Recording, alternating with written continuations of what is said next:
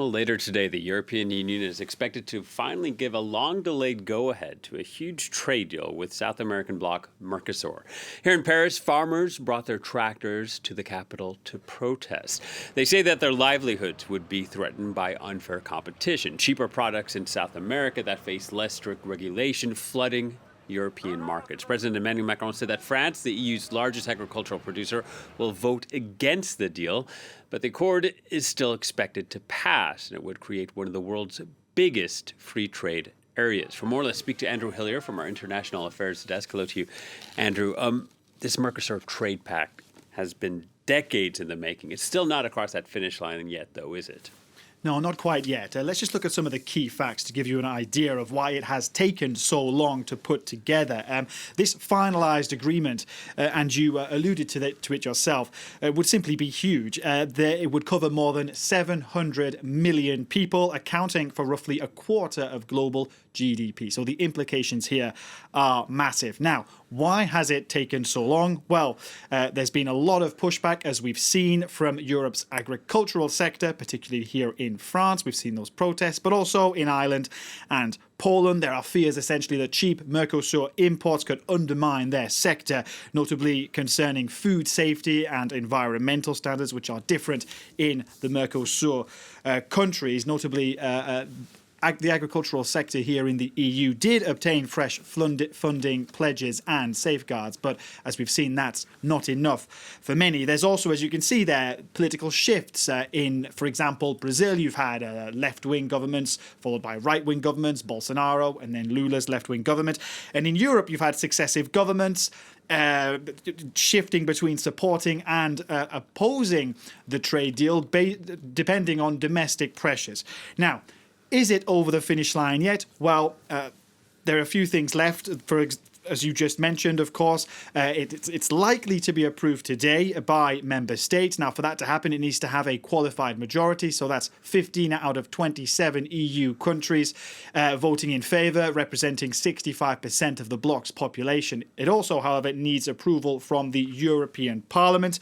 And from what we know, the margins could be razor thin. Incidentally, just worth pointing out, there is also a group of MEPs that are pushing to get this referred to the Court of Justice for the EU to see whether or not the pact complies with the EU's founding treaties. If that happens, it could push back ratification even further. And if it does go forward, how much of a setback is this for France? Well, it's certainly not a very good look for Emmanuel Macron. In Europe, France has been one of the deal's fiercest critics. So this does leave Paris looking diplomatically isolated, especially after Italy switched from opposing the deal to advocating for the deal earlier this week. It also leaves Emmanuel Macron himself in an uncomfortable position politically. On a personal level, he's probably in favour of this deal. He's always pushed for more strategic autonomy for Europe. However, he's under huge domestic pressure. He hasn't got long left in office. The government is weak as things stand. So on the one hand, he's under pressure from France's huge agricultural lobbies and those protesters. On the other, he's also faced with the rise of the far right. Late last night, Jordan Bardella, the leader of the National Rally Party, said that he'd file motions of no confidence against the French government and also against the European Commission. So that increases the pressure on Emmanuel Macron. Essentially, you have in the EU a weakened France. In France, you have a weakened president, and you also have political parties ready to capitalise on the distress felt by French farmers. And tell us about what's at stake for Brussels.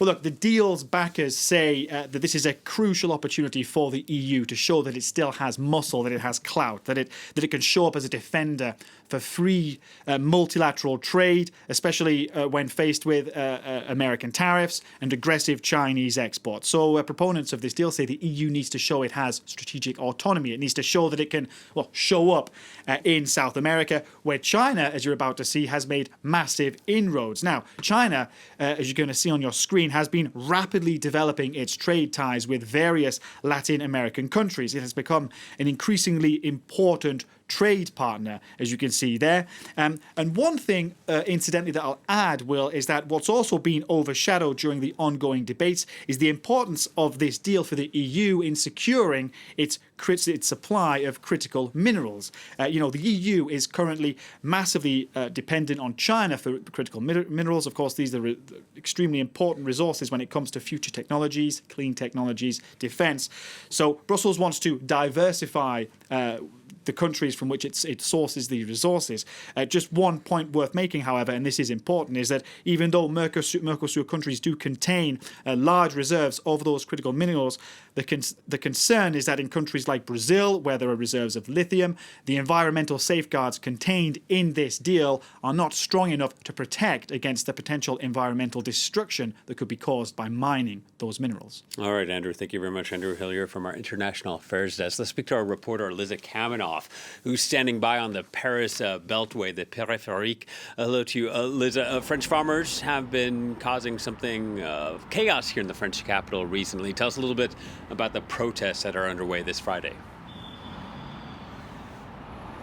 Absolutely. So we're in the northern suburb of Paris, just above the Ring Road. And in the early hours of this morning, French farmers were blockading the roads. You can see there's a lot of traffic. It's been significantly slowed throughout the morning because they are blockading the Ring Road at various points. And this comes just ahead of a vote due to take place today in Brussels, which will give the European Commission the green light to sign the Mercosur trade deal in the coming days. Now, this is the second day in a row that farmers are blockading roads, some 150 kilometers of roads, to show their discontent with this deal. Their main concern is that it will bring unfair competition from abroad, from food imports produced under a completely different set of rules and regulations to that of the EU. Now, they are also protesting against what they say are excessive local regulation and excessive costs. And in an attempt to reassure the farmers, President Macron did say that France will not be voting on this agreement. He also said that France helped make a few changes to this agreement, but this has proven nowhere near enough. The farmers continue to mobilize.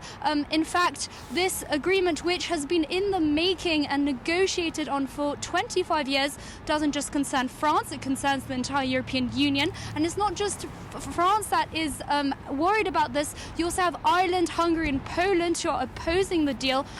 But so far, it's not looking like this will stop the European Commission from greenlighting the deal. All right, Liza, thank you very much. Liza Kaminov reporting from the Paris Ring Road.